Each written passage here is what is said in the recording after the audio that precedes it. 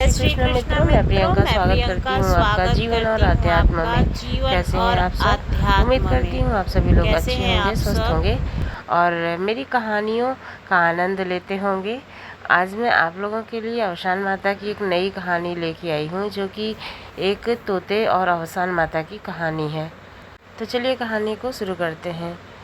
एक नगर में एक राजा और रानी रहा करते थे। वो निसंतान थे और संतान ना होने की वजह से रानी अत्यंत दुखी रहा करती थी। एक बार उन महल के पास एक तोते वाला आया, जो तोते की तरह तरह की आवाज़ें सुना रहा था और उसकी आवाज़ों को सुन करके सब लोग बहुत प्रसन्न हो रहे थे। रानी ने भी उसकी आवाज़ें सुनी। वो एकदम इंसानों के जैसे बातें करता था, बोलता था। इससे रानी भी बहुत प्रसन्न हुई। अब रानी को लगने लगा कि राजा तो अपने काम में हमेशा व्यस्त रहते हैं, अपने राजकाज के कार्य में, और हमारी कोई संतान नहीं है, तो मैं अकेले रहती हूँ। क्यों न इस तोते को पाल लिया जाए, अपने पास रख लिया जाए, जिससे मैं अपने दिल की सारी बातें इससे कर सकूं। तो उन्होंने राजा साहब से कहा। तो राजा साहब ने उस तोते वाले से कहा कि अपना मतलब तोता हमारी रानी को दे दो, उनको पसंद है और ये बहुत अच्छी अच्छी आवाज़ें निकालता है, तो वो अपने पास रखना चाहती हैं। लेकिन उसने कहा कि हमारे पास तो यही काम का एक ज़रिया है, लेकिन मैं इसे भी आपको दे देता हूँ, तो फिर हमारी रोज़ी रोज़गार कैसे चलेगा। तो राजा ने उसको अपने महल में काम करने के लिए रख लिया। बोला कि इससे ही तुम्हारा दिनचर्या जो है वो चल जाएगी, लेकिन ये तोता हमारी रानी को दे दो, इससे अगर वो प्रसन्न रहती हैं तो हमें अपार खुशी होगी। तो फिर उसने भी कहा कि हाँ, अगर आपकी मतलब रानी जो हमारी हैं वो हमारे अगर किसी भी कार्य से खुश होती हैं तो फिर हमारे राज्य के लिए अच्छा होता है। होता ना कि कोई भी खुश रहता है तो पॉजिटिविटी बनी रहती है, और वो राज्य की रानी थी, तो अगर वो खुश रहती तो सब कुछ अच्छा ही चलता। तो फिर उसने कहा कि ठीक है, आप हमारा तोता ले लो, और वो राजकाज के कार्य में लग गया। राजा ने उसे अपने राजमहल में काम दे दिया, तोते वाले को, और तोते को रानी ने अपने महल में रख लिया। अब राजा जब अपने राज्य काज में लगे रहते थे तो तोता जो है उनके रानी के पास रहता था। रानी उसको खिलाती पिलाती थी, हमेशा उससे बातें करती थी, नहलाना धुलाना मतलब उसका पूरा ध्यान रखती थी। एक दिन रानी उसका ध्यान तो रख रही थी, लेकिन अत्यंत मतलब दुखी महसूस हो रही थी। उस तोते को लगा कि रानी साहब बहुत दुखी हैं। उन्होंने पूछा कि रानी साहब क्या हुआ है, आप इतना दुखी क्यों हैं? तो फिर वो बोलती हैं कि कुछ नहीं। तो फिर तोता लेकिन उनके पीछे ही लगा रहा कि रानी साहब आप इतना दुखी क्यों हैं, हमेशा तो ऐसे नहीं रहती हैं, मुझे बहुत परेशान परेशान सी लग रही हैं। तो रानी साहब ने कहा कि हमारे कोई संतान नहीं है, और जब जो है हम लोग बूढ़े हो जाएंगे तो हमारा राज्य संभालने वाला कोई नहीं होगा। पता नहीं फिर बाद में कौन कैसा राजा बने जो हमारी प्रजा का ध्यान रखे कि ना रखे। अगर हमारी संतान होगी तो हमारे उसमें संस्कार होंगे, तो वो ज़रूर हमारी प्रजा का ध्यान रखेगी। तो फिर तोते ने कहा कि मैं जैसा कहता हूँ वैसा तुम करो, और आपने मुझे अपने संतान के जैसे प्यार दिया है, हमेशा मेरा ध्यान रखती हो, तो फिर मैं आपको संतान प्राप्ति अवश्य कराऊंगा। तो रानी ने कहा कि ठीक है भाई। रानी तो संतान के लिए कुछ भी कर सकती थी, बहुत परेशान रहती थी वो संतान के लिए।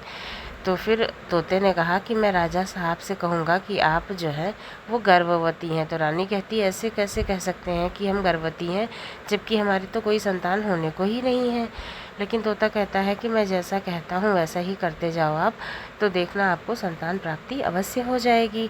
तो रानी ने वैसा ही किया जैसा तोते ने कहा था। वो राजा साहब से जा कर के तोता बोला कि आपकी रानी जो है गर्भ से हैं, लेकिन एक ज्योतिषी ने बताया है कि आप उनसे नहीं मिल सकते हैं।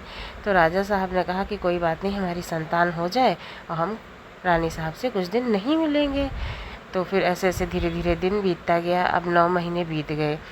अब जाकर तोते ने कहा कि रानी अत्यंत सुंदर पुत्र को जन्म दिया है। तो राजा साहब वहाँ पे दौड़े कि ये चलो अपनी रानी से मिल के आते हैं और अपने कुमार से मिल के आते हैं। लेकिन तोते ने फिर से मना कर दिया कि राजा साहब, अगर आप अपनी रानी से और अपने संतान से मतलब अपने राजकुमार से अगर मिलते हैं तो फिर उनकी मृत्यु हो जाएगी, ऐसा एक ज्योतिषी ने बताया। पर 18 साल तक उससे मिल नहीं सकते हैं। तो राजा ने कहा कि ठीक है, हमारा संतान जीवित रहे, हमारी रानी सुरक्षित रहे, ठीक है, हम 18 साल तक नहीं ही मिलेंगे। अब रानी तो इधर बहुत दुखी थी कि हमारे कोई संतान भी नहीं है, और ये तोता तो गजब कह रहा है कि राजा साहब से कह दो कि हमारी संतान हो गई है और कहीं हमें राजा साहब देश निकाला न दें। वो बहुत दुखी रह रही थी। लेकिन धीरे धीरे 18 साल बीत गए। समय का चक्र है जो चलता जाता है और पता भी नहीं चलता है, जो हम लोगों के साथ बराबर होता ही रहता है। तब धीरे धीरे करके जो है 18 साल ऐसे ही बीत गए। तोता जो है जा कर के राजा साहब से कहता है कि आपके पुत्र का 18वां साल चल रहा है और अब वो विवाह के योग्य हो गया है। आप जो है उसके विवाह की तैयारी कीजिए, कोई राजकुमारी देखिए।